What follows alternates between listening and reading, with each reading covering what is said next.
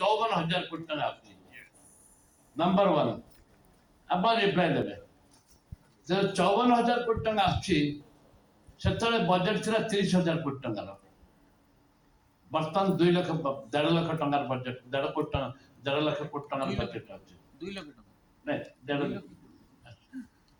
एवं excise duty से ओडिशा रे गोटे पंचायत के मद दुकान नथिला ब्लॉक रे के बार नथिला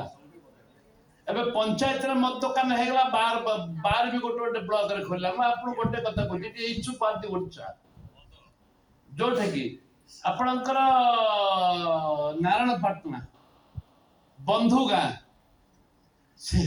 लक्ष्मीपुर से बार खोला हला आपणकर बजेट केते आसुची एक्साइज जो बजेट होची रेवेन्यू केते आसुची देखले कि आपण एक्साइज ड्यूटी आसुची बर्तमान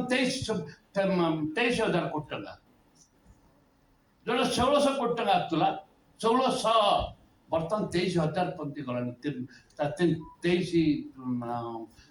कोटी पंती गलानी 23,000 कोटी पंती गलानी हेले खर्च भी बढ़ुची भारत देश रे आपण मोडा रिपोर्ट ने ता गवर्नमेंट ऑफ इंडिया रिपोर्ट करची ओडिसा रिपोर्ट करची सर्वे रिपोर्ट रे मद कंज्यूम होची ओडिसा रे भारत देश रे नंबर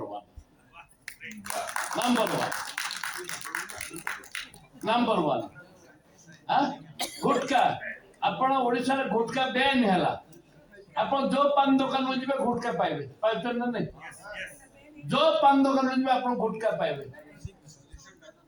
मोर कहवा कथा होची जोटा हम आईन तैयारी करते as a forum it is the highest forum in India Odisha पाई एटा होची हमर हाईएस्ट फोरम या तो अधिक इंटेलेक्चुअल फॉर अधिक अन्य ईयर आसंतनी